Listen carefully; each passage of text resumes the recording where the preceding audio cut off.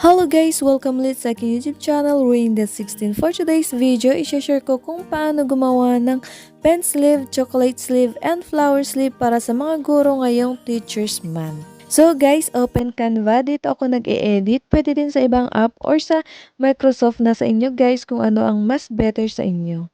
Open Canva. Click itong plus sign sa baba.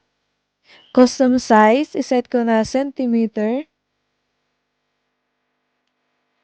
Dito sa width, 6.5 cm then 13.5 cm sa height.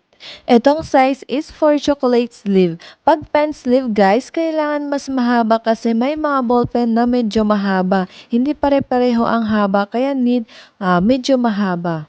16 cm by 6 cm pag pen sleeve.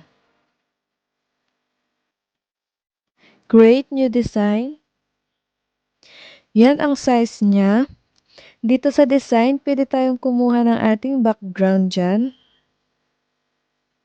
Pero may na-edit na akong image na ilalagay ko, kaya click itong gallery, then hanapin ang pic na gusto.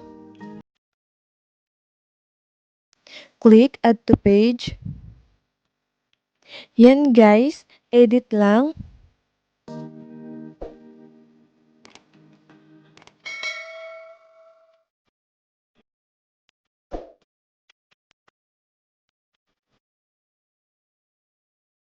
Add tayo ng text.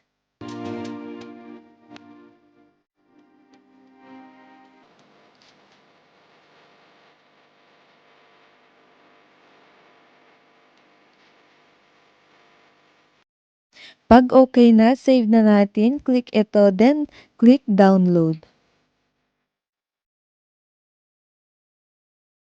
Click ulit itong download. Maise-save siya guys sa ating gallery. Siya nga pala, cellphone tong gamit ko kaya need i-transfer sa desktop or laptop. Pwede guys na i-edit sa Canva, size A4 para diretso print pero ako is ganito ginagawa ko, one by one saka ko i-edit sa laptop. Copy yung na-edit sa Canva, then paste dito.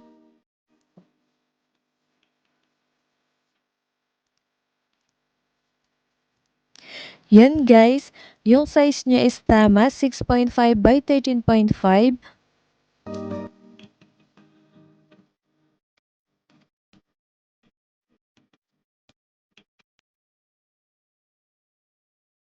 Nilagyan ko siya ng border niya para malaman kung saan ikakat. Pagkatapos, copy and paste ko lang siya.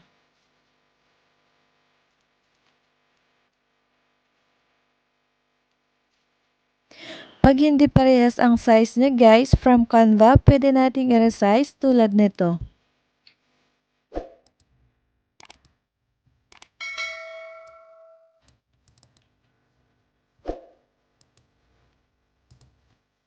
Change natin yung size niya dito.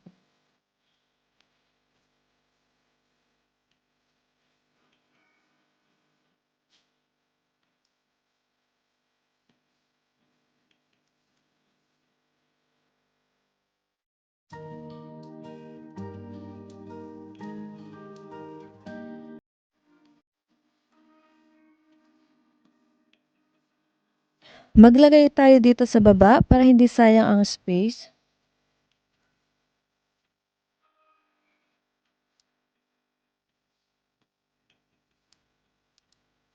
Pag okay na, then print. Pinapalitan ko yung color correction niya guys para maganda ang outcome. May tutorial ako guys for color correction.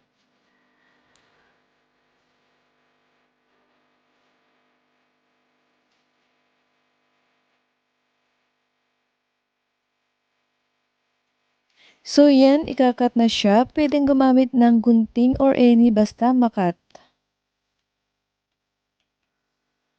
Ang gamit ko dito guys na photo paper is QUAF 200 GSM.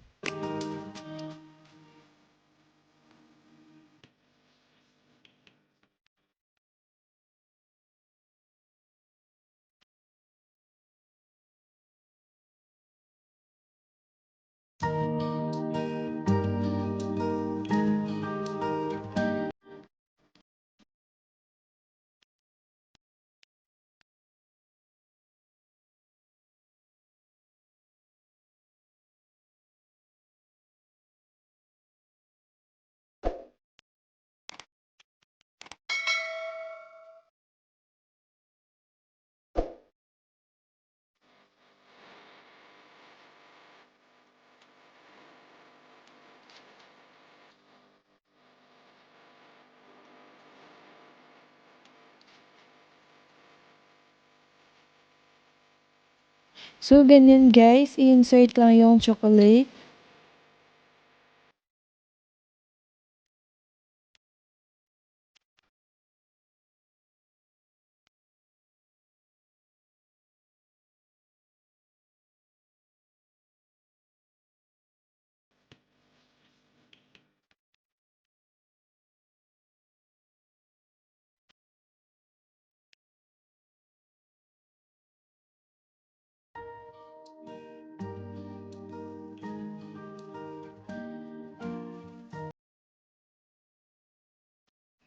So, ganyan guys. Thank you for watching and please don't forget to subscribe and click the bell button para updated kayo sa next nating tutorial video.